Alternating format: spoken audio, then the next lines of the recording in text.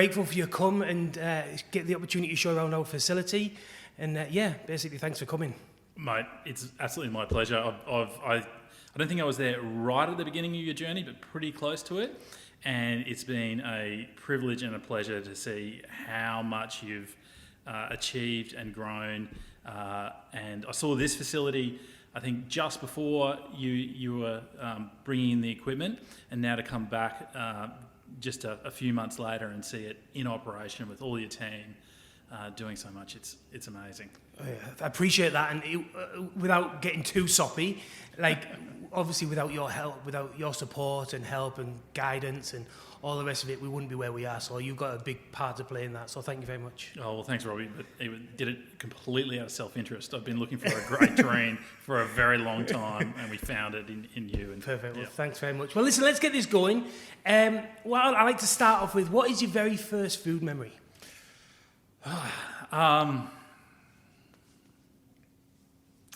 Very first food memory. I think, well, actually, I'll give you a funny one, but it's absolutely imprinted in my mind. So my father was and is a very, very good cook, and he loved cooking Cantonese food. And I remember, I have this distinct memory when I was very young of going to the fridge and seeing this jar of things which I thought were currants, dried currants. So I tipped a whole bunch out and threw them in my mouth and was like, what the hell is that? And they turned out to be salted black beans. So probably not the most positive experience. Not the most positive experience, but since then my life's been filled. Well, really, my job is finding food moments. That's what it is. So I have so many of them, and it's like really I can mark my life and time with friends and family, and significant moments in my business as well with food moments. Yeah, okay. So you just quickly, you said there your dad was is he a chef? Is it? So Dad's done a lot of things, but he's firstly trained as a geologist, and then he went on to train as an economist, and then he went to do his chefing course, and he trained. He went through, I think, TAFE in Canberra, where he was at the time, and then went on to open a couple of restaurants, like a fine dining French restaurant in Brisbane in the early 80s, and then a really good seafood restaurant also in Brisbane. Yeah, all the whilst continuing a day job as an economist, and then coming home at night and cooking. So bloody hell! Grew up in restaurants. Yeah. That's awesome. We know how hard it is working in restaurants. So never mind, it's like a side hustle. That must have been. Well, they figured that out eventually, and fair enough. So obviously you're the owner of Fino Foods. Yep. What's your elevator pitch of Fino Foods? Taste comes first. That's it. So we're a taste first company. We work in specialty food, which we could define like broadly as fermented, cured produce. By and large, it's produced by it's produced in traditional methods by family-owned companies, and I'd say another thing is that we're not concerned about. We don't get distracted by exclusivity. In fact, we think in many ways exclusivity is like the enemy of our project of the message of good food and what good food could do. So we're the other thing we often say at work as well is we're elevating the everyday. Like that's what we look for. If we can look for a basic, simple product that's by its nature is cheap, and find a better quality version of it that is like amazingly better, doesn't cost a lot of money, that's a win for us. Yeah. So just give us a quick example of something like that. Ricotta. Yeah. So we work with Vanilla Cheese. They make a beautiful cow's milk ricotta and also a wonderful buffalo milk ricotta. So I might talk about the buffalo milk ricotta. It's like, I don't know, it's about, I'm terrible with numbers, but about $10 a kilo, wholesale. And it is a stunning product, absolutely stunning. So the cheapest ricotta you could find on the market is maybe, for a cow's milk ricotta, about $6 a kilo. So we're talking, it's only a handful of dollars more for a whole kilo of the best stuff that you can buy, period. Yeah. And that's what you do. You try and find them. Love that stuff. Yeah. Because I think we can really have an impact. We can. This is, we're about democratizing this thing. So we don't want these to be exclusive experiences. We, like, I know it would be the same for you, but for us in food, like it's a message that we want to share. We can't do that if it's like super exclusive caviar or something like that, which we also sell and delicious. Yeah, but, there's a market as well, for sure. So going right the way back to your career, what did you start off on? I think, I'm under the impression that you didn't always in food, you were in other things. Did you train as something else? Am I right in saying that? I was at, again, probably a lot of people get into hospitality this way, but I was at university doing law and economics and like working. Your dad's economics. Yeah. And I enjoyed that. I was terrible at it though. And as the years went by, and I was looking at the prospects of a job, I was thinking, I'm not going to like the world doesn't need a lawyer like me of this quality.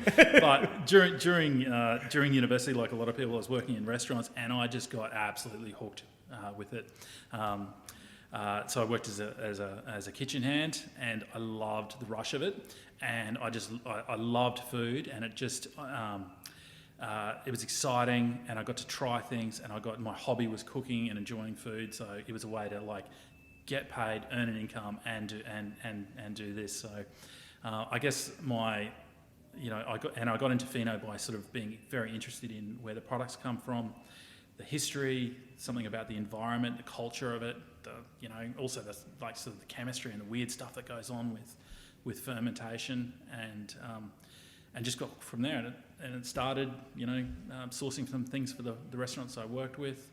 And then grew little by little. And how old were you at this point, Michael? Well, I would have been, 20, 24, 25. Yeah, okay. Yeah. And what did the business look like right at the start? Not when you were part-time. Like, was there a jump? Were you like, you were working for the restaurant, washing dishes, waiting tables, whatever it was, and then they said, can you go and find me this? Like, how did it... I had, right early on, I had a mate who I was cooking with, and this, I'd quit law by this stage, and, had the difficult conversation with my parents, disappointed them that... I was going to go to hospitality full time, which they thought was effing mental. Jumped into that, and I was working with a really good friend of mine, and he had also dropped out of law and was cooking, and he was a first generation Chinese Australian. Yeah. And we just like absolutely hit it off around learning about Chinese food and also lots of other food as well. But it struck us that. The Chinese importers had lots and lots of product, but they, like, for example, for Chinese soy sauce, they had 12 different varieties, and there was no way to tell which one was good for what. So we started to do that sort of research. So we'd go to the Chinese importers and come up with a selection and learn about them and distill that down, and then come up with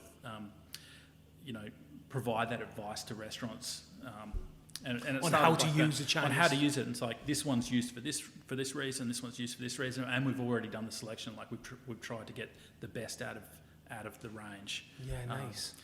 So it started like that, just little bit. Essentially, and was just he your from a business garage. partner? Did you have a business? Was he? We started that little business together, which we called Eastern Revolution at the time, and then Ron went on to do other things. And are you still friends? Yeah, we are. Oh, that's nice. Yeah, we are. And then I evolved into taking on some more European things, which I loved cheese and things like that. So it just grew very, very slowly. And this was in your garage? Did I hear you say the garage? Essentially in my garage, yeah. And just out the back of a truck, or did you get a refrigerated van? Had a van, and I had an esky in it, and that's how I did it to start with. And how long did that go for? When it was like? Look, I reckon I did that for about a year. Then I bought my first little refrigerated van, and a shout out to some good Melbourne suppliers who were really started out in business with Mount Zero olives. Oh yeah. Yeah. So Rich and I were the same age, and we've really grown up doing business together. So Rich and I have been from Mount Zero, have been working together for, I don't know, however long I've been doing this gig for. Long enough. Long enough, eh? Yeah. Yeah, that's nice. You've got some... When we worked at Rockpool, Neil had them relationships where they were both at the same time getting into it. Do you have a little bit more of a soft spot? Not more of a spot, but do you have a soft spot for than people trying to hustle. I feel like, and the reason I'm asking is I felt like that you were always on our side, and when we started off very small. I think when we met, we'd just got into the shop and we'd just gone out of that, like out the garage, shared kitchen. We just got our own premises. But again, we were very small. I think there was like 3 staff when you come on off. Maybe we had 4 staff when you come on board, and 2 of them were part-time or something. But do you have a bit of a soft spot for them? 100%. Yeah. Like, there's so many people that have helped me in my journey and you know, provided advice and support and engaged with me. You know, you'd like to think you'd give that back as well. It's also like, you know, I think you know, in business you can talk about these you know, kind of aspirational goals you have, but a business is running well when you're doing the good, when it makes business sense to do the good things. So when I'm looking for someone new who's evolving as well, like I'm looking for someone who I can engage with, who's going to come up with a new idea or a new product, or do a better terrain, or, you know, produce a better oil as well. So it's a nice thing that you're able to help people in business, but really you're helping people and you're looking for people who have got that spark, that knowledge, that drive, committed to quality, reliable. Do you think you can spot that? Yeah, you can't be 100% with it at all, but I do think like part of the value of your business is those people that you've got around you. Yeah. And for me, it's like it's absolutely my suppliers, but it's also like my customers that I've formed relationships with over time that I've sort of proven. But it's also the person that comes and like services your cars. Like, you've had to go through all the ones, like try and get the great guy to service your car and go, oh, you know, he's let me down there, and then find another one. Then when you've got the good guy, it's like that's a huge bit of value. Those people that you get around you, and that's like plumbers, electricians, it's everything, right? Everything. Yeah, 100%. Yeah, we found a lot of that with when we've been building this. To be fair, you just latch onto people who. For builders and things, it's like the people tidy up after themselves, the people who are easy to talk to, who aren't, you know what I mean? Just them little things, right?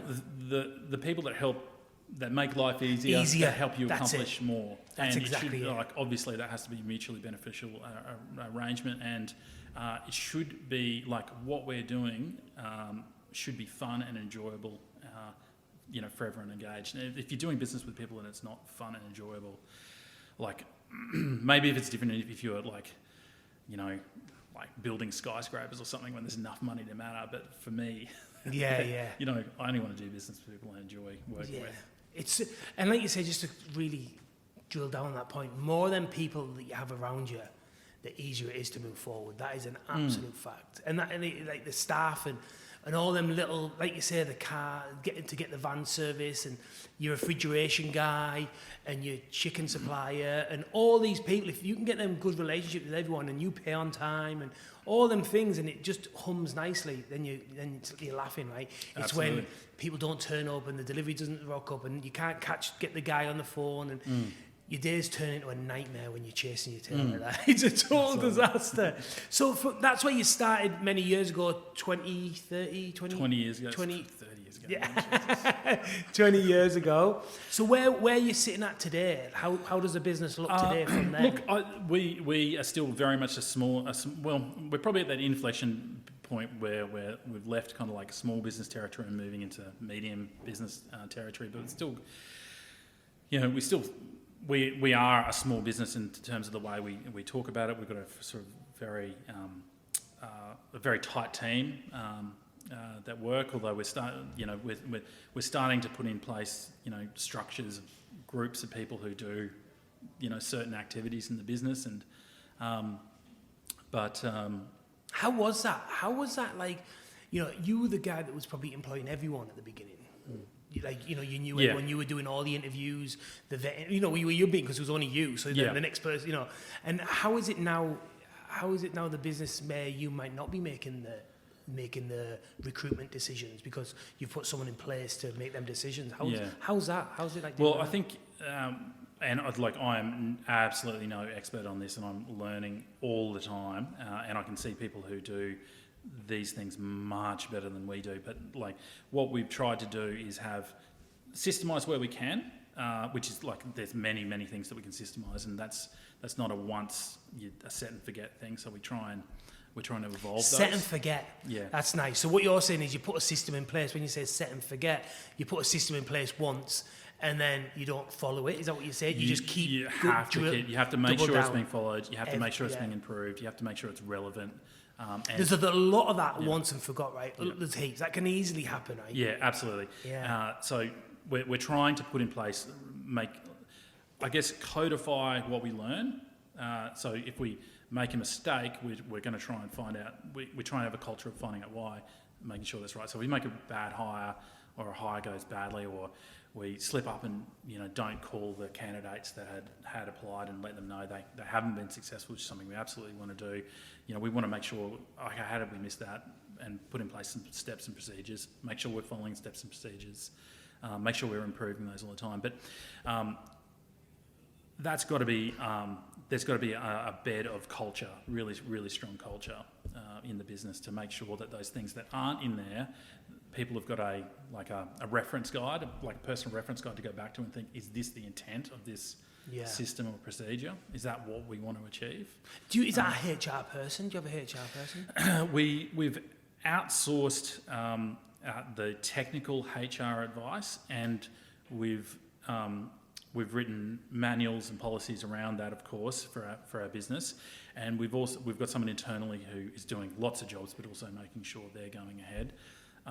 And then we use that external HR person to come in and verify it in the same way we do. We've got an external person that comes in and verifies our HACCP plan and things like that.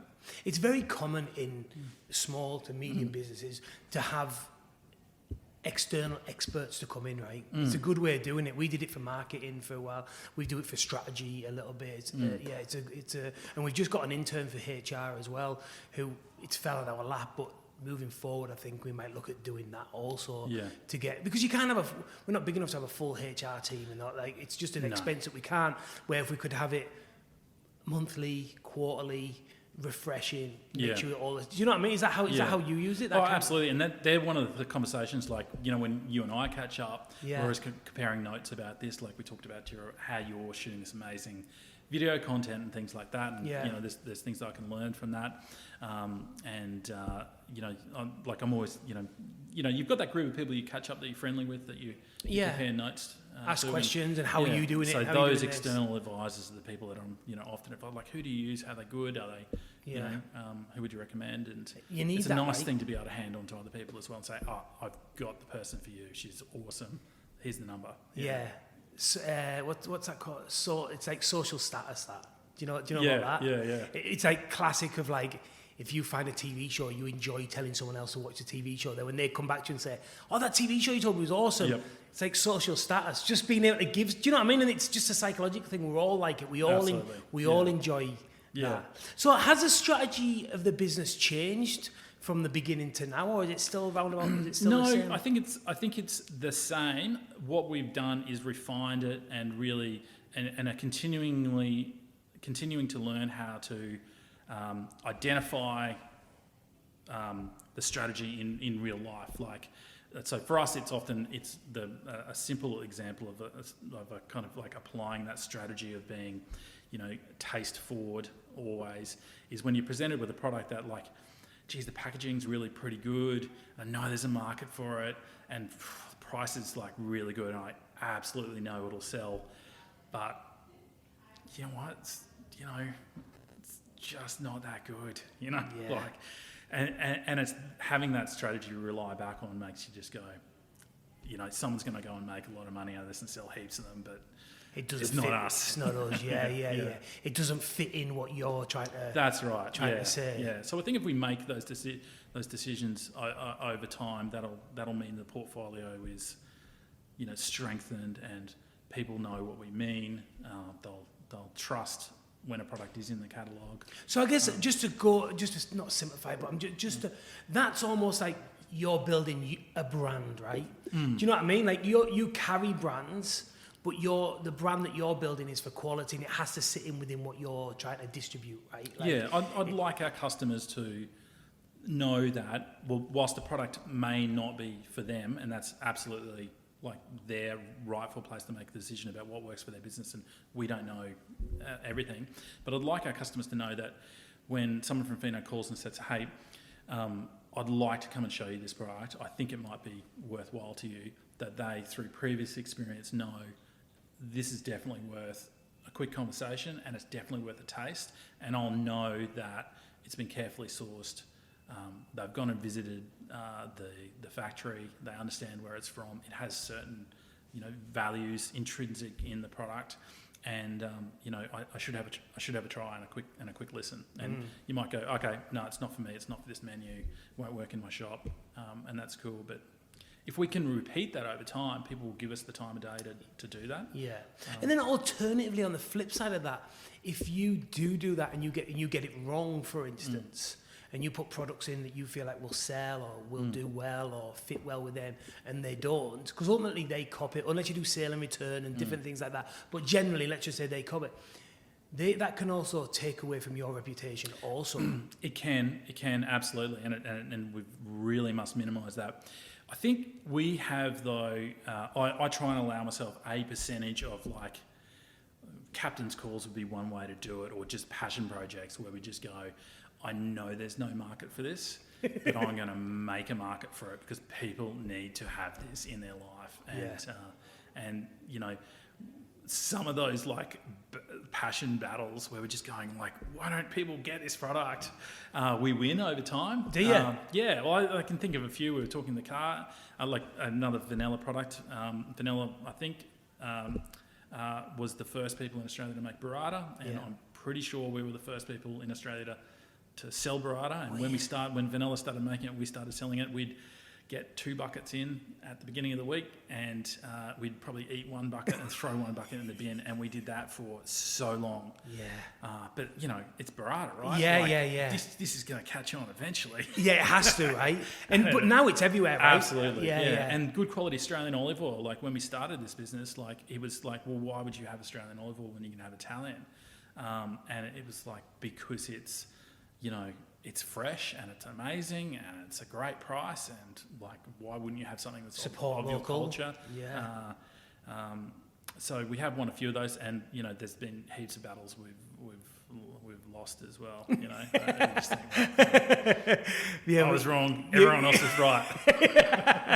But exactly. What they say, if you're going to get in a fight, you're going to get a punch in the face. Do you know what I mean? It is what it is. Yeah, absolutely. And so you were in Queensland. You built the business, the foundations of the business in Queensland, and quite recently, 5 years? About 5 years. 5 years. I know it's.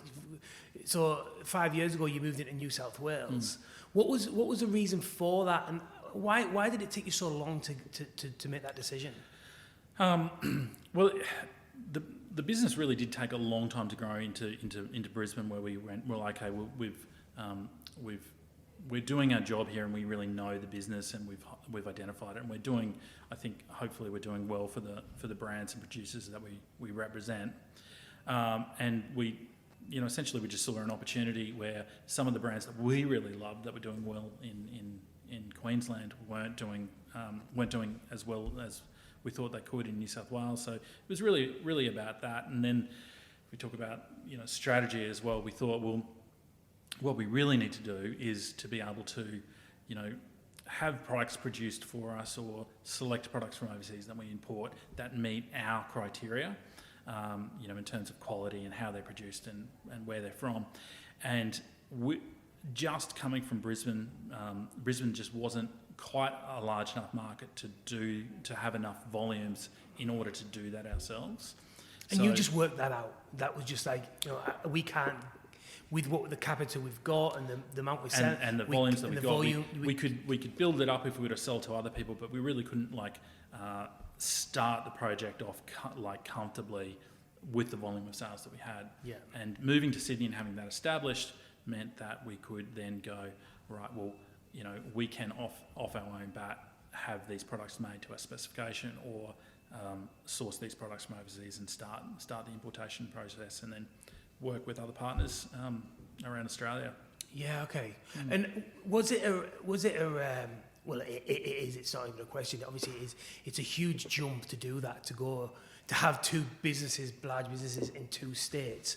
Was that nerve-wracking? Was it? Yeah, absolutely. it was a lot of capital for me, and it was a lot of time away from my family as well. I've got 4 kids, and they were all. My eldest now is 17, but she would have been like 12 when I did it. Key The youngest would have times. been young, so it was a long time away from the family, and Did you have to go down there and all the time? Yeah, it was like literally one of the hardest things I have done, and.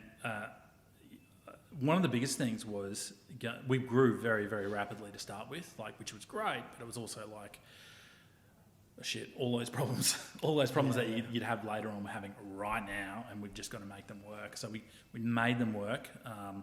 And I also, we were talking about culture before, I naively assumed that because we had this culture in Brisbane with our team, that when we opened in Sydney, it would just be the same because we're, just opening up and getting it going. It absolutely wasn't. We really needed to fight together, the culture. And it's awesome now. It's been awesome for a long time, but at the beginning it was really, really difficult. did you take anyone down? No, we basically did it remotely, but I was able to employ some really, really good key people. Super lucky to go together. But Pepe Sayer, who's a good mate, recommended. I said to Pepe, "Hey, we're going to come and open up in Sydney. Is there anyone down there that you'd recommend? Coming on board as someone to help me get started?" And he recommended James White, who's now with the Olsen's team. Yeah. James, I'm sure many people listening to the podcast will know James. Awesome guy. He had True 2 foodie. Provadors. Did he have 2? He started 2 Provadors and sold out, and 2 Provadors now gone on to be a much bigger and very successful business, doing some great work, also in Sydney. And James at that stage, I think, was doing some work independently, and he's now gone on to work for Olsen's. But he's a true foodie. We just absolutely clicked in terms of just talking about food and restaurants and who would get these products and work with that. So he was awesome getting set up down there. Yeah, awesome. So that, and then, but it's very, when chefs go to places or open other restaurants, well, in my experience, what normally happens is they build a kitchen, they build an infrastructure, and then they will normally take a couple of them chefs from the restaurant to open their second site or their third site. Do you know what I mean? So the culture, I think the culture goes with them, and they can kind of feed that through. But you just went in, and just built it, and all new staff, all new everything. Yeah, that's a challenge. We didn't have many staff to start with. But it was also just grinding gears of getting set up really quickly, and and also a distribution business doesn't work below a certain amount of turnover. You need that amount of turnover to make sure you've got fresh stock on the shelf when someone needs it, which is our promise to our customers, as much as we can do so with super unique artisan foods from all around the world. Yeah, it's tough with the volume you need. And the 5 days delivery, and we've been slowly trying to get into this. Obviously, we're trying to get to that distribution business, and we're chipping away at it. But it's very challenging to meet the expectations and be there all the time, and logistics, and it's a whole different style. It's a whole different business, right? Do you know what I mean? Yeah, I think the business that we're in, food, delivering quality food, is it would have to, excluding rockets, and surgery, it's an extremely difficult business. We're dealing with perishable goods made by small artisanal factories with limited amounts of raw material that are seasonal from right around the world, delivered on demand, into small businesses, backed up by huge amounts of knowledge, and it's a mental business to be in. Yeah. Except for the fact that it's so enjoyable, and I think really important to our culture and our life. And if you're into food, you'll understand that. If you're not into food, you'll be into something else. But if you're into food, you'll know food's important. And it's important, like you say, when you say the culture, I always think with what we do, the terrines and the pattern things, I like to think, and we hear this all the time, that French people saying, this is the closest thing I can get from out of France, right? We hear that regularly, the pate, this is the best pate outside of France, and this, that, the other. Well, Robbie, I just got back from France, and I reckon it's the best pate, period. Yeah. I didn't taste a better one anywhere. Yeah. So I just feel like if we can raise the bar and be known for, like, we can make products in Australia better than they can, or as good as they can in Spain or France or wherever. And I don't think people expect that from around the world, right? Like, it's a real business around here these days. People are going hard at quality. Do you know what I mean? yeah. I think it's local and, right the way from the farmer, the pigs that are getting bred, the feed that they're getting, to the artisan producers making the hams and the salamis, and it's as good as anywhere in the world. It's very, very exciting. And I think it says something to, like, our culture particularly. Like, essentially, during my lifetime, I've seen, like, the coffee has gone from, like, it may not have been the worst in the world, but it must have been pretty damn close to it, to, like absolutely the best, or amongst the best in the world. Yeah, people can't believe it when you go to Italy and you go, I can't wait to come home, and even I can't wait to go back to my office and make one on my little machine, because it's vastly better than the stuff that I get normally here. And that's been a total step change. And it's not just been, like, in fancy suburbs, hipster suburbs. It's just about everywhere, just about across our entire society, which is really cool. Bread has just transformed. We've seen it. Well, it's continuing to transform, like, in front of our eyes. Yeah, Baker Blur, Woodfrog, absolutely incredible. And so many bakeries now, it's unreal. And that's, again, something that's, like, that's a democratic product. You can buy a loaf of bread and you can have an amazing food experience. In fact, I often think, like, when I get an amazing, like, baguette or something that's been baked brilliantly and I eat it with some butter on it, and think, like, I sell some amazing products, but very few of them are better than a perfectly baked, chewy. Yeah, like all the ferments and But so that's part of our culture. It's been, and, like, croissants. Yeah, look at croissants now. I know everyone mocks me here for saying croissants. They're like, you're not French. It's just the way that we say it. I don't know how you guys however you say it, whatever croissant. Now you got loon, for instance. Yeah. Or croissants now are, like, voted best croissant in the world from the New York Times and things. And the standard has been reset, and we've done that with many things. Standard has been reset. That's absolutely nice. And that's continuing to happen, which is super, super exciting and really important. I think there are many things that we can do here, and we should. There are still some benchmark products which it's important to go to overseas, and that for either cultural reasons and or environmental reasons as well, can only come from that place. And I also think, if you, like, to use a wine analogy, if you love Australian wine, you think Australia's producing some of the greatest wines in the world, which absolutely they are, it doesn't mean that you shouldn't be interested in wines from elsewhere. In fact, the more you get interested in Australian wines, the more you get interested in, what's happening in France or Spain or Italy, and learning more about those things as well. Definitely. So I think, When you say it environmentally, do you mean like sustainable sea fishing, and are you talking about like anchovies and things like that? Is that what you mean? Well, again, we're a taste-forward company, so we want that's our central criteria. But we, by and large, learn that if we are going taste-forward, that we're getting products that are produced traditionally, and those products that are produced traditionally come from traditional agricultural practice, traditional fishing practice, and they have very tight specifications about what they can work with, and though they tend to be fished by smaller boats at particular parts of the season, or produced on smaller farms, and so that's part of what I mean. But also the environment. To give you an example, if we talk about Jamón Ibérico de Villota, the environmental part of that is the fact that these trees only really exist in this one part of the world in the numbers that are needed, and the pigs existed there as well. So it was the coming together of those, the pigs and those acorn forests that produced that product. Now, you couldn't produce that in Australia. It can only be produced there. Yeah, so you've got no other option. So you try and bring the best of that into Australia, right? Yeah, that's right. And I mean, as I said, tasteful, we really concentrate on that. And I think if you've heard that term, like a happy animal is a tasty animal. That is absolutely true. In fact, a stressed animal, a stressed pig you may well not be able to cure that leg of prosciutto.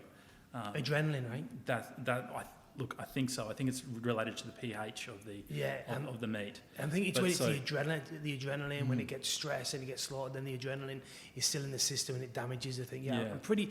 Again, don't quote me. I'm not an expert on that either, but over the years I've heard I think that's kind of what I've heard. I think that's absolutely the case. And again, to talk about the biota, those pigs, you can just see how happy they are, how natural they are. We've got to recognise, of course, that we are slaughtering an animal, and I think part of the responsibility of that comes to making sure that we're doing the best we can with that resource, and not wasting it. And those traditional food cultures don't do that at all. They have the utmost respect for every part of it, isn't it? Do you look for gaps in the market? Is it something that you guys are looking for? You feel like, this would look really good, or we feel like this is an area where it's popular, but there's no best of class? And do you look for these kind of areas? We do. So we've got, out of our team, we've got a lot of people. Everyone is into food in our business. So we have these conversations all the time in our personal lives, what we've seen outside. That's important. That's so important, isn't it? It's so important. Yeah. Everyone's got to be into it. Absolutely. It's not like selling cars. If you had a surf shop selling surfboards, you wouldn't need everyone to be a pro surfer to work there or to sell boards, but they'd have to kind of like surfing, you know, otherwise what would be the point? So it's the same thing, you've got to like food, or at least be open to the message of good food. And then everyone that comes and starts working with us is eventually eating everything and enjoying it. So the gaps you're looking. Internally we're having conversations all the time. We're reading. We're engaged with the food media. We're also talking to our customers all the time. They'll give you feedback and say, absolutely. Can you find this? Can you find? We sort of keep a register of it, and whenever anyone asks for something, we want to often it's sometimes it might be something we haven't heard of, what is that product, and we'll do some research on it. It's okay, that sounds interesting, or that's a gimmicky, modernised version of something that's probably not for us. But also through travel is really reading. So you go abroad, and if you see something, you'll be like, I think that could potentially work in Australia, and look into that and see if there's a local one, or if you can only get it there, then look to import it. Them kind of things. Is that what you're saying? This is what I do all day, every day. Looking for products. Looking for food, looking for products, looking for learning things about them, Do you think some areas in the world are more not accessible, more people are more would engage with it more? Do you bring much in from Argentina, for instance? So it's a really, really interesting question, that. And look, our culture in food is very much, it's at the specialty end, is extremely Eurocentric. Yeah. Extremely Eurocentric. The basis of it, I guess, for historical reasons, was French. Later, I'm talking 1960s onwards, probably lots of Italian influence coming into Australia, and which is absolutely still there. And we're still learning. We've still got a long way to go with Italian food in Australian regional Italian food, but and then Spanish food. We import a lot of products from those places, but it did strike me that there were very few specialty products coming from Asia, for example. So we started a project to import some artisan Japanese products, and there's a very good company importing some, I think called Table 181, importing some really good Korean products as well, and it's really good to see that sort of specialty food providor project applied to some other cultures, but we've got a long way to go. For example, we don't have any. I know we've got a huge blind spot in our portfolio for, and we can't do everything, of course, but I'd love to learn more about like Middle Eastern, Lebanese food in particular, and all the amazing spices that come from there, and dried fruits and nuts, and Afghanistan for all that stuff as well. Absolutely, so much, and Iran, and and then I'm sure there's an enormous amount in South America. Mexico, and so the amazing thing about food and the great thing about it is that there is no end to how much you can learn about it and how much you can enjoy it, and the journey will never end. It's pretty cool. It is, and what I love about, just quickly on that, is like how different cultures use the same product or have a style of that. No, like it either be rice, noodles, mashed potato, corn. Do you know what I mean? They've all, it's like that's the staple. Do you know what I mean? And or how different cultures use the same product. Chili, some people might ferment it, whatever. Some people might dry it, and I find that super interesting. And then you can look at that as a fact of like going back to like people taking over countries and people traveling and conquering countries and taking their spices, and you think, chili in India and different things like that. Do you know what I mean? Well, HP sauce, Yeah, there you go. Yeah, exactly. That's classic. Colonialism in a bottle. Yeah, exactly. Which HP sauce is. Yeah. Oh. Or a lot of that Japanese, my mistake. That Vietnamese, the breads and the pate. That's a classic example of the banh mi. The French baguette, if you like, with the pate. So it might have been a lot of negatives to the French colonisation of Vietnam, but the banh mi wasn't one of them. Yeah, it's super interesting. How many new products or how many new lines would you bring on a year, would you think? You know what? I probably should know that, but I have no clue. Yeah. I feel like we're doing new things so I think probably like once a month we'd have something new to talk about, like internally, and we'd be bringing something on new. Yeah. And how do you then, if you're bringing that on, you've got X amount of customers, thousands of customers, I have no doubt. How do you then, you bring on a product, what's the process of getting that out, like to all your people? Yeah. And then do you have, I'd say shut up if you can tell me I'm being too nosy, but do you have like categorizations of like butchers, bakers, candle makers, whatever, and then do you say like this product is set for fine dining restaurants, this restaurant's absolutely.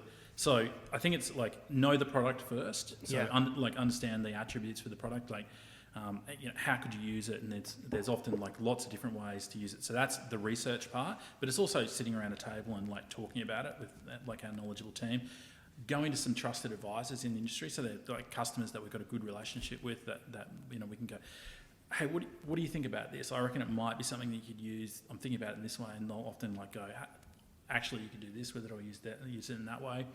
And then it's about thinking, well, who do we know that could sort of use that, and then how could we categorise that? So a fine dining restaurant would be an obvious one, but like quality focused pub, that'd be another one. And we'd have products that, okay, this will work for quality focused pubs and bistros, and then we go, who are our quality focused pubs, within our team who've got managed different areas. We'll go, who are our quality focused pubs, and who are our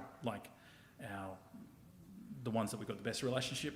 Well, they're the ones we're going to go easy and talk wins. to first. Yeah, so potentially easy wins. Yeah. And then you call them up, shoot them an email, and say, and then it's back to that. Hopefully, when we've turned up in the past and we've said, I think I've got something I reckon you enjoy. They think, well, he knows my business, and they know their product, so I should actually have a quick look at that. Yeah. That what you're talking about there, though, which we're finding, we're learning. Fuck, it's tough. Like because you're the emphasis. You can't emphasize enough how important timing is with this, right? If they've just put a menu on, that they've got it all printed and all the rest of it, They might be, oh yeah, come back in 8 weeks or when the seasons change or whatever it might be. And then you've got to remember to go back and before the menu changes. Do you find a lot of this as well? Oh, look, yeah, absolutely. Our central, like, well, when I say central, it's not a central problem. It's just another problem of our business. A question to be solved is how do we communicate all of this super technical detail to en masse to a lot of people and so our job's communication. It really is, because a lot of our products people like haven't seen before. They may not know about. They might be a totally new quality level that they've not considered before, or like to show you for instance as an example. Like I've never thought of show you as anything other than the mass-produced one that everyone knows. Yeah. And when you go, so how do we do that en masse? And it's like, communication's the problem. It's really, and more products you get, and you only have a limited time with these chefs and or whoever it might be, and it's like, what do I show them? Do you know what I mean? So we'd hope that people, if they thought, well, what is it that Fino does? Fino does specialty food. What is that? And we from repeated interactions from the past, that they identify, okay, well, Fino's my trusted partner in specialty food. So I'm thinking about a dish. It needs a specialty food element. Where would I get that from? Who would I talk to? I'll talk to Fino. Same as your car guy, I've got a problem with my car. Who do I call about cars? My car guy. Yeah. Yeah. So that's what we hope we're going to be. That's very it's logical. So what you're saying is you're not trying to get in front of them. You're also thinking when they're thinking they need something, they're calling you. Yeah, and they've got to know what it is that we do, and they've got to trust us, and that trust comes from knowing what we're talking about. And I guess having their best interest in knowing our business with them is going to be done when we can deliver something for their business, and hopefully having repeatedly done that over time. Yeah. Ideally, that's but it's not easy. It's It's bloody difficult. That's for sure. I find food service a lot more difficult than retail personally. I don't know what your thoughts are on it, but the food service stuff is. Yeah, it's very tricky to pin the chefs down, and so if you are a chef out there, have a bit of consideration for because man, it's hard sometimes. It's really difficult to pin them down. And it is like it's a job where they're working. They've got some really strict time constraints. Definitely. They often don't have an organised office in which to have lots of bits of paper and stuff like that. Yeah, and most, me included, I was a chef for many years. They're not. We are not. Most of they're not talking for everyone, but there's an element that paperwork and all that. It's not really what we're, me included, is not really what we're into, right? We just want to cook or be with a team and create memories and all the rest of it, right? Do you know what I mean? And we're finding as well, like we might have a great olive oil or a great olives, and then this is something that the challenge that we're getting is like. They've already got an olive oil supplier and an olive supplier, for instance.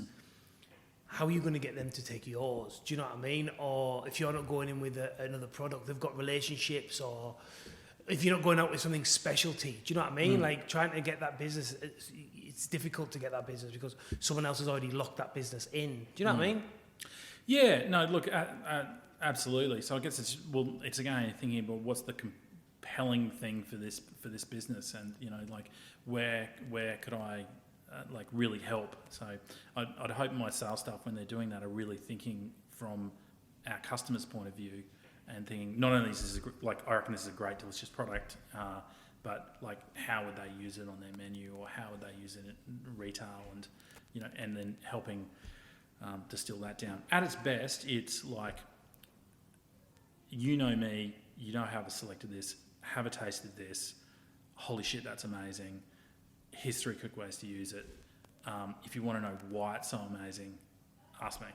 And I'll tell you. And I'll tell you all about it. Because there is a reason why it's so amazing. Yeah. It didn't just happen. It's not luck. It's not luck. And I think with food, we're sort of sometimes I feel like the poor cousins to wine, because everyone understands with wine, the grapes, where they were grown, how they were harvested, the care at which it was fermented, all of course makes a difference, But sometimes when you're talking about food, it's these tomatoes, it really mattered where they were grown and how they were harvested, and how they were jarred. And that's why they taste this way. Yeah. And you briefly mentioned about importing. Far out. Talk about making the business even more difficult. Holy moly! Like the logistics and the insurances and the tax and the forecasting and COVID and COVID and shipping fees and all these kind of things. Talk us through like a life of someone that's importing fine foods from around the world. Well, I think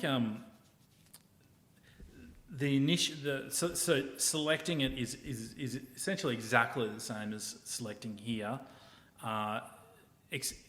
except initially you don't have you've got to develop the network of people within the food community in the place you're importing from to fact check or reference, because if someone's coming from Australia and said, who's a good cheese producer, or who's good, you'd be able to rattle someone off, or where should I go and eat? And food people have someone in mind, and it's exactly the same in that food culture. So you need to find someone you trust and get recommendations from them, because they'll know. So you're saying and how are you doing that? That's a recommendation from someone from here, like a Spanish person. Food at a certain level is a small world. Hey? Yeah. Like it really is. Yeah. You can see that in Australia, but also around the world. There's touch points, and we travel a lot and we talk a lot, and I guess I've developed a network of friends around the world, people that are in food, and that know people at a certain level, know producers at a certain level, restaurants and chefs at a certain level, around the world that are, again, they're not necessarily fancy things, but they're good things, right? They're people that are really, really into what they do. So you've got someone, for instance, out in Spain, just making sure, Well, I worked with Kino, and Kino's now in. A lot of Melbourne listeners might know Kino. He started a company called El Camado, and we were actually good customers of Kino with his initial Spanish imports, and we became great mates. And Kino now he closed down El Camado and moved to Tokyo, but Kino works very closely with me with helping me with the Spanish imports, and he not only speaks the language really well, but he knows the history. So when you're eating a traditional food, it will have something about the environment of the place. There'll be something about, okay, this is why it is, because of that mountain range and this soil type and this rainfall. It's really important to know that. And it'll be like that because the Romans invaded and they brought this, that sort of stuff. So Kino's a great student of history and Spanish culture, and he's also got an awesome palate and cares about food. So he's a great person to travel with throughout Spain for that. But we've also, as we've found good suppliers, we've also talked to them about who, and Spain at a certain level in food, it's a small world, and it was the same with Japan and Italy and so on and so forth. And then how do you need a license, an export license, or an import? Is it import? Which one is it? So we're importing. So you need an import they're license. exporting. Yeah, So there's an enormous amount of documentation that comes through. So firstly, there's all of our checks. So we would visit the producers, we'd know them, we'd talk to them, we'd see the factory, taste it a lot, and then when we decide to work with them, we would do a small test importation first, because you can see the product there. But how it travels, how it arrives to you after it travels, it could be completely different. Yeah. And also, a producer might say, yeah, absolutely, no, I can comply with all the documentation and I can label it properly, and sometimes they can't, and you'll see that on the first importation. So is that a pallet? Is that a container you've got to do? Yeah, so we have a company that consolidates containers for us. Right. So you don't need to get a full container? We not of a single product. No, obviously, commodity we don't do the commodity products, but if you're importing tins of tomatoes, they would be all full containers, stacked to the ceiling. Yeah. Our products we would buy them basically the same as we would buy from domestic suppliers, Australian suppliers. So we would buy, 2 or 3 pallets of this, 2 or 3 pallets of that, and then they'd be sent to a single place, and they'd be put on, and we get a container every 3 to 4 weeks from Spain and every 4 weeks from Italy. And so you've got a central consolidation That's right, space in Italy, which is that just one of the factories who's got a big factory or No, whatever? it's a shipping company that specialises Oh, in that that does task. that. So right. they'll load the containers for us, bring the documentation together, together with us, book the shipping, handle the coordination with the Australian customs and quarantine.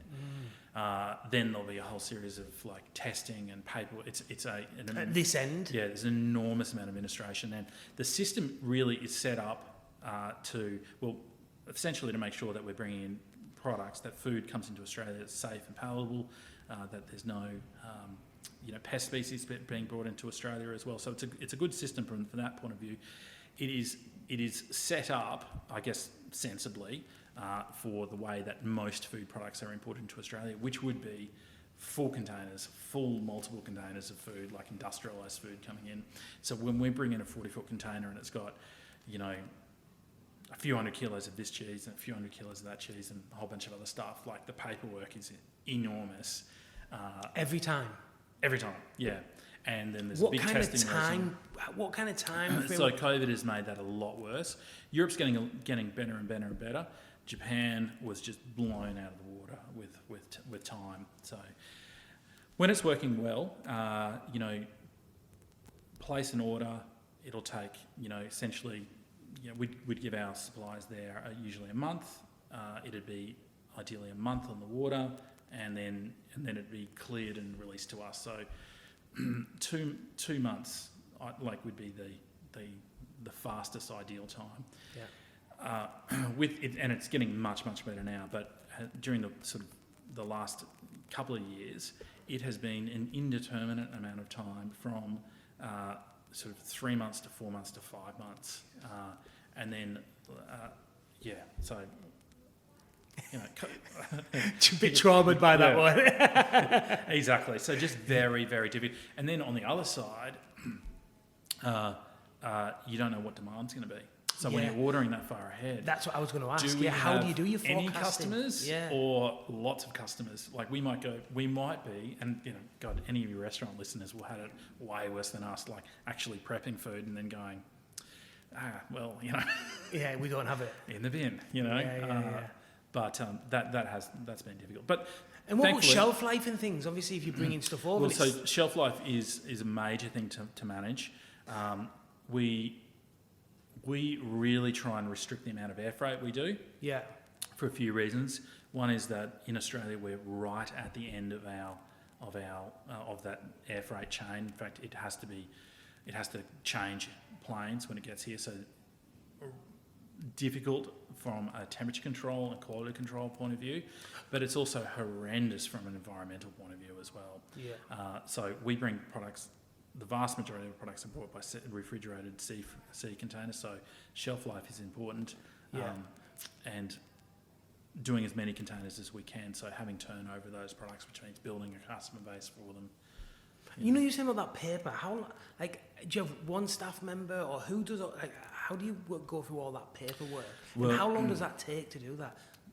Well, to be honest, we relied on some external people up until about, say, 12 months ago, and we realised we just didn't have total control. As we were doing more, increasing our import program, we just didn't have complete control of that. So we brought that all back into house now. So we have a team of 3 people who manage most aspects of that, and there's one main person who's responsible for the documentation. We still have outside, agents who work for the technical aspects and the interactions with government. It's a big part then, right? There's a lot of moving parts in that. A lot of moving parts. It is something though that when you do it more, like anything, it becomes easier and more repeatable, and you've worked out the things that are, the products that are getting pulled for testing all the time, and we'll put those on a separate container altogether, and rather than then hold everything up. Absolutely, Got yeah, it. yeah. So what you're saying is if you've got a few things that always get pulled, put them together, because all of them will get pulled together and all the other stuff will just come falling. It's like when you're bringing over cocaine and you do the mule. Do you know what I mean? Exactly like that, mate. The mule gets caught and then all the stuff. Yeah, far out. And they can just test whatever and you cut the bill, right? Is that how it works? That's right. And look, that's as it should be. Like that system is there to keep us safe. I do sometimes think, like, what is the point of testing these? Because, like, if you went there, like, Europe has, you know, a very similar food safety system to Australia does. So I do think, like, it's probably a bit of a misallocation of resources to some extent. But you know what? I don't begrudge that at all. If it can it'd be better if it could be done always in a timely manner. Yeah. Okay. But again, they've had the same, you know, staffing issues that we've had. We also would be a difficult client as well, because we've got a container filled with all of these special things. Yeah. And we're often dealing with, like, small companies. Like, for our Japanese project, we dealt with companies that have never in their 300-year history sold anything outside Japan ever. Yeah. So Challenging. Yeah, far out. But if we didn't do it, we wouldn't have those products, and, you know, worth doing. What about insurance and things? Do you need any? Can you get insurance? So you can get marine insurance. So that's in case the boat goes down or something, is it? Or as you might remember from a few years ago, there was that boat that got caught off Sydney in that massive storm, and they had that container collapse, and the containers fell off into the ocean. Yeah. And we were looking at that. I was looking at that in the news and thinking, like, you know, geez, that'd be funny if, you know, my container was on that ship. And I rang up the office and said, "Hey, what's the name of the ship that container's on?" Sure enough, it was on there, and it was still on it, which is it was all fine. Yeah. Far out. But stuff like that. So do you do it, or do you roll the dice? We do. Yeah. Can you roll the dice? Oh, absolutely. Yeah. Or you can. It's not like a car insurance that you need to have it or anything. But you can just roll the dice. You can self-insure, but we have insurance. Yeah. And have you ever thought about?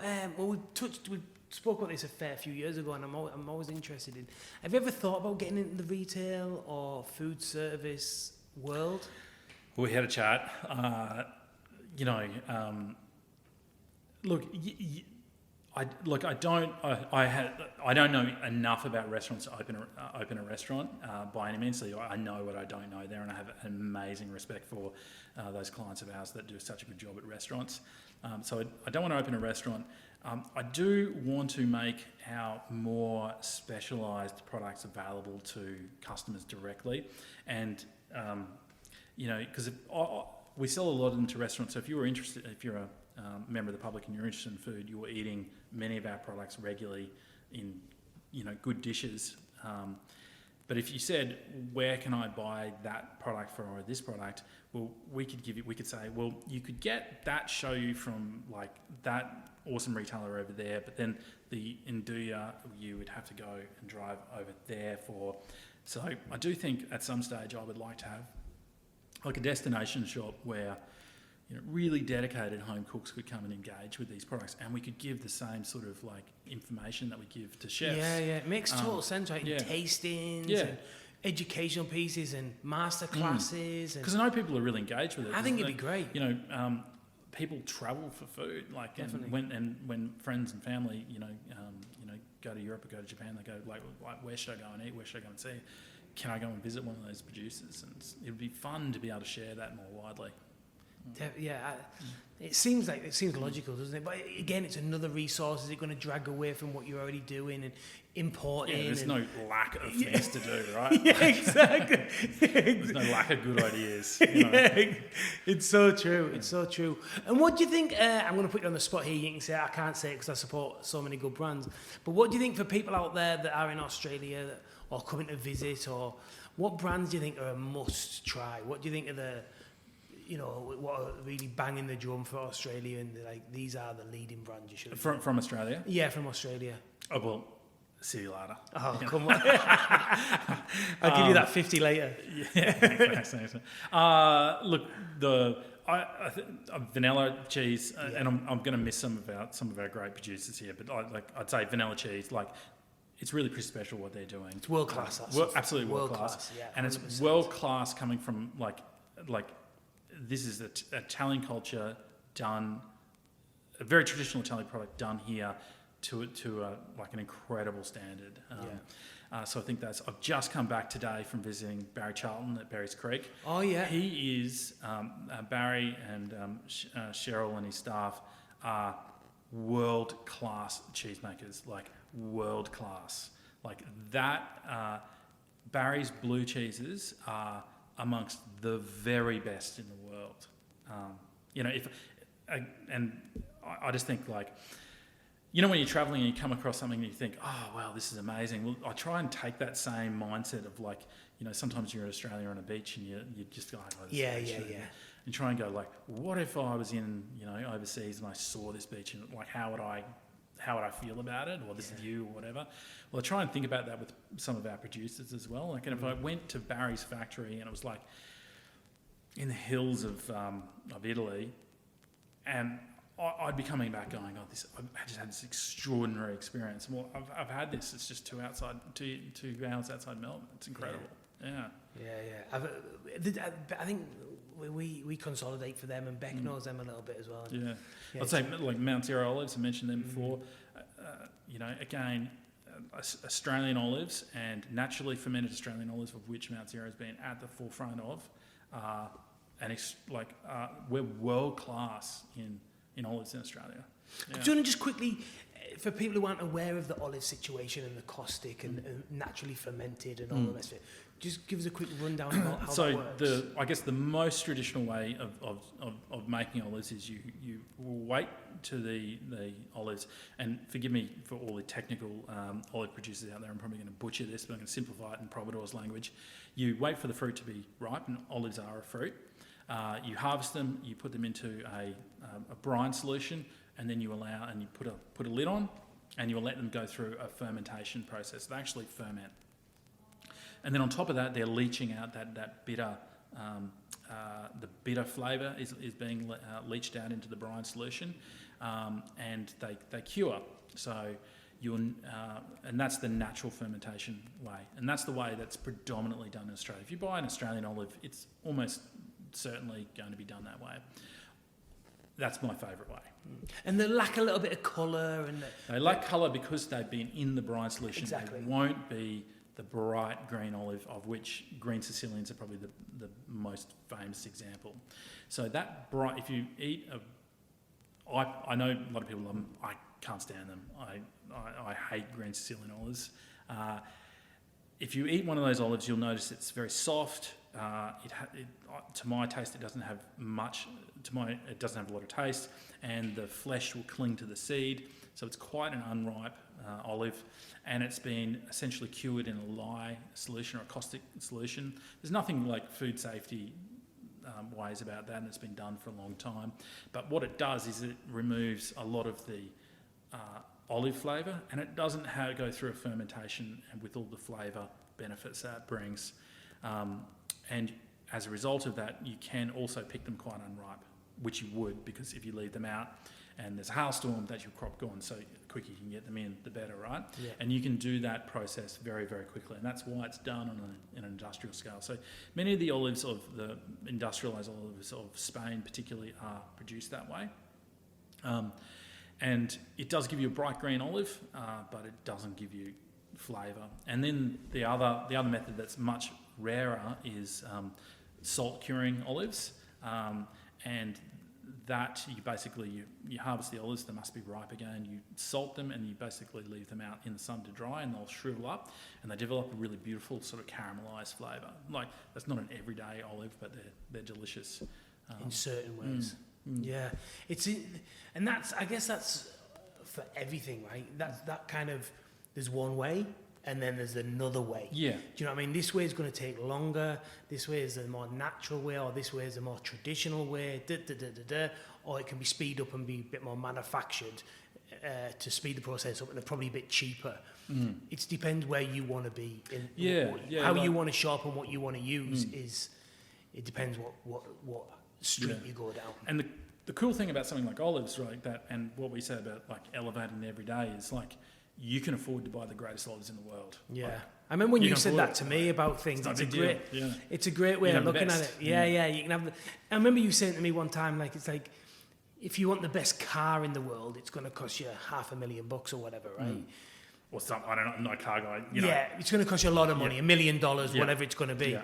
But if you want the best olive, it's going to cost you $40. Or do you know what I'm saying? Or whatever. Very, very achievable. It's very achievable. So you can have the best in the world anchovies, or you can have them anchovies that are $3 that are pasty and not great, or you can have the really good, beautiful fillets for an extra $5. You can have the best in the world. Do you know what I mean? It's so you can't obviously we were talking before about inflation and like that cost of living pressures and everything like that, and it would be wrong of us to say, well, everyone should be doing this. So I guess our message is, like, if you're in food and you're willing to put some resources into enjoying food, you don't necessarily need to look at, like, truffles are awesome, but if you just look at, like, maybe sourcing a great local honey.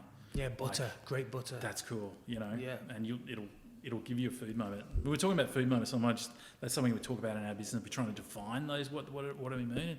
We were talking about it for ages, and we thought, well, that food moment is when you taste something and you kind of like forget where you are for a moment, and you're actually like just completely concentrating, like mind and body, on the flavour. And it's actually like kind of like an intellectual experience as well, when you're dissecting that flavour with and thinking about it, and you forget where you are a little bit. So that's really what we're looking for. Nice. That's a perfect way to end, to be honest. I think that's a great way to finish. Thanks, Robbie. Thanks for the chat, man. No problem at all. But if people are in New South Wales, Queensland, and want to buy from you and your products and work in restaurants and aren't using you at the moment, how can people find you? What's the best way to get in touch with you and all their socials? And all that?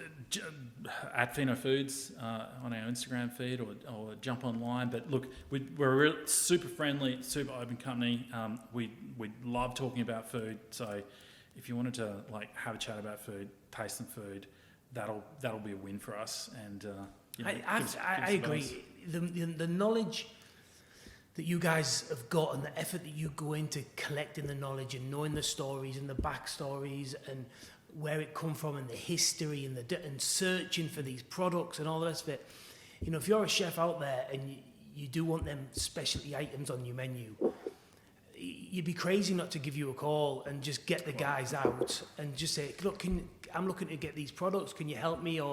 And let people help you with your menu as well. I think that's another good option, right? Like, it takes a lot of work to go and find all these products. You could call a rep up and say, I'm thinking about doing these kind of dishes.